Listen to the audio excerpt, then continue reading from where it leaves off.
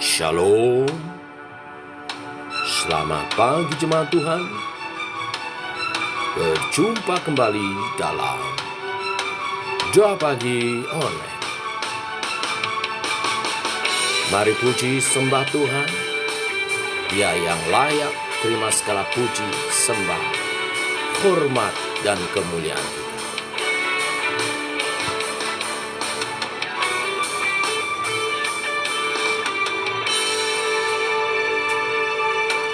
Alam semesta melukiskan kebesaran Tuhan, bumi dan surga menyanyikan kemuliaan nama-Mu, Hosana,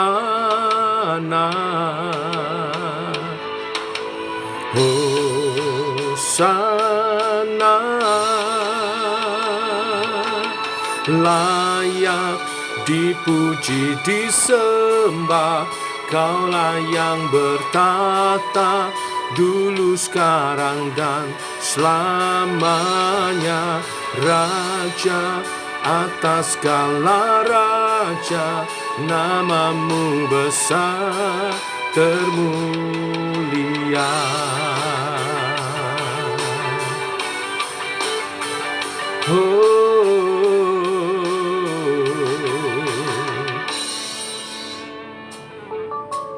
Alam semesta melukiskan kebesaran Tuhan, bumi dan surga menyanyikan kemuliaan nama-Mu, Hosana, Hosana. Layak dipuji, disembah, Kaulah yang bertata dulu, sekarang, dan selamanya. Raja atas segala raja, nama-Mu besar termulia.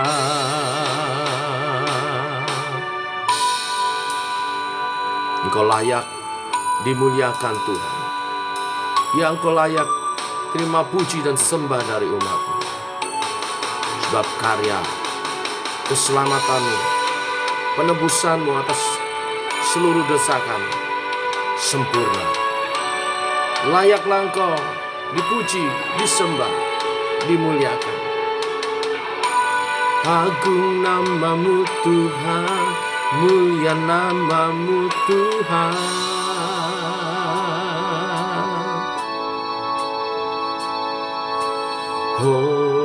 Hosana,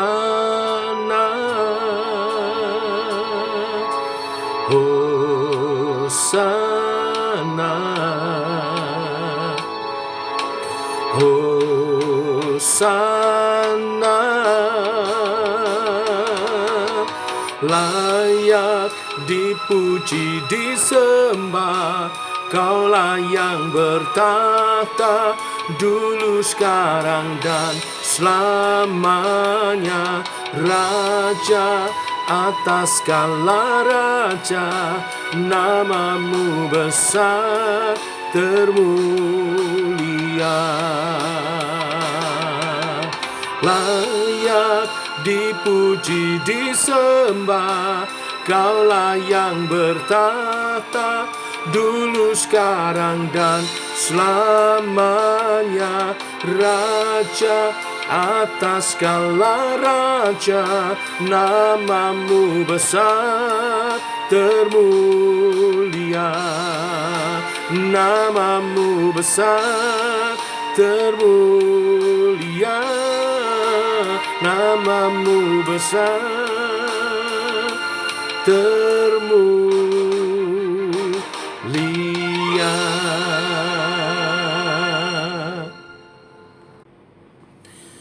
Tiba waktunya untuk kami merenungkan firman-Mu. Firman-Mu adalah suluh dan terang bagi jalan kami. Terangi jalan kami sepanjang hari ini oleh kebenaran-kebenaran firman-Mu, supaya kami hidup seturut kehendak-Mu dalam rancangan-Mu. Dalam nama Tuhan Yesus Kristus. Amin. Bapak Ibu, kita lanjutkan renungan firman Tuhan pada pagi hari ini. 1 Tawarikh pasal 15 ayat 1 sampai dengan yang ke-29. Demikian firman Tuhan. Daud membuat bagi dirinya gedung-gedung di kota Daud. Lalu ia menyiapkan tempat bagi tabut Allah dan membentangkan kemah untuk itu. Ketika itu berkatalah Daud, "Janganlah ada yang mengangkut tabut Allah selain dari orang Lewi, sebab merekalah yang dipilih Tuhan untuk mengangkat tabut Tuhan dan untuk menyelenggarakannya sampai selama-lamanya." Kemudian Daud mengumpulkan segenap Israel ke Yerusalem untuk mengangkut tabut Tuhan ke tempat yang telah disiapkannya untuk itu. Daud mengumpulkan Bani Harun dan orang Lewi. Dari Bani Kehat, Uriel seorang pemimpin, dan saudara-saudara sepuaknya 120 orang. Dari Bani Merari, Asaya seorang pemimpin, dan saudara-saudara sepuaknya 220 orang. Dari Bani Gerson, Yoel seorang pemimpin, dan saudara-saudara sepuaknya 130 orang. Dari Bani El Safan, Semaya seorang pemimpin, dan saudara-saudara sepuaknya 200 orang. Dari Bani Hebron, Eliel seorang pemimpin, dan saudara-saudara sepuaknya 80 orang. Dari Bani Uziel, Aminadab seorang pemimpin, dan saudara-saudara sepuaknya 112 orang. Lalu Daud memanggil Sadok dan Abiatar, imam-imam itu, dan orang-orang Lewi, yakni Uriel, Asaya, Yoel, Semaya, Eliel, dan Aminadab, dan berkata kepada mereka, "Hai kamu ini, para kepala puak dari orang Lewi, kuduskanlah dirimu, kamu ini, dan saudara-saudara sepuakmu, supaya kamu mengangkut tabut Tuhan, Allah Israel, ke tempat yang telah kusiapkan untuk itu. Sebab oleh karena pada pertama kali kamu tidak hadir, maka Tuhan, Allah kita, telah menyambar di tengah-tengah kita, sebab kita tidak meminta petunjuknya seperti seharusnya." Jadi para imam dan orang-orang Lewi menguduskan dirinya untuk mengangkut tabut Tuhan, Allah Israel. Kemudian Bani Lewi mengangkut tabut Allah itu dengan gandar pengusung di atas bahu mereka, seperti yang diperintahkan Musa, sesuai dengan firman Tuhan. Daud memerintahkan para kepala orang Lewi itu supaya mereka menyuruh berdiri saudara-saudara sepuak mereka, yakni para penyanyi, dengan membawa alat-alat musik seperti gambus, kecapi, dan ceracap, untuk memperdengarkan dengan nyaring lagu-lagu gembira. Maka orang Lewi itu menyuruh berdiri Heman bin Yoel, dan dari saudara-saudara sepuaknya Asaf bin Berekhia. Dari Bani Merari, saudara-saudara sepuak mereka Etan bin Kusaya, dan bersama-sama mereka itu saudara-saudara mereka dari tingkat kedua, Zakaria, Yaasiel, Semiramot, Yehiel, Uni, Eliab, Benaya, Maaseya, Matika, Elifele, Miknea, dan Obed Edom, serta Yeiel, para penunggu pintu gerbang. Para penyanyi yakni Heman, Asaf, dan Etam harus memperdengarkan lagu dengan ceracap tembaga. Zakaria, Asiel, Semiramot, Yehiel, Uni, Eliab, Maaseya, Benaya harus memainkan gambus yang tinggi nadanya. Sedang Matika, Elifele, Miknea, Obed Edom, Yeiel, dan Asaya harus memainkan kecapi yang 8 nada lebih rendah tingkatnya untuk mengiringi nyanyian. Kenanya, pemimpin orang Lewi, mendapat tugas pengangkutan. Ia mengepalai pengangkutan sebab ia paham dalam hal itu. Berekhia dan Elkana adalah penunggu pintu pada tabut. dan Sebanya, Yosafat, Netaneel, Amasai, Sakaria, Benaya, dan Eliezer, yakni imam-imam itu, meniup nafiri di hadapan tabut Allah. Sedang Obed-Edom dan Yehia adalah penunggu pintu pada tabut itu.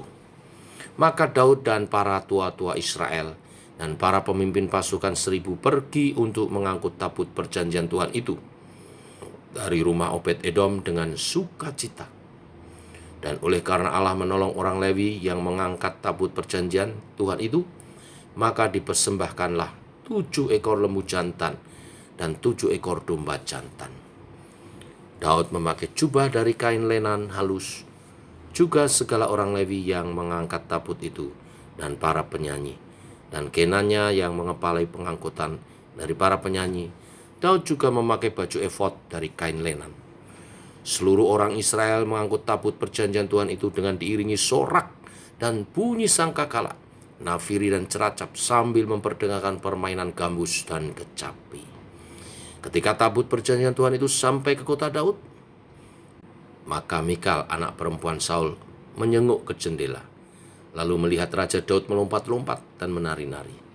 Sebab itu ia memandang rendah Daud dalam hatinya.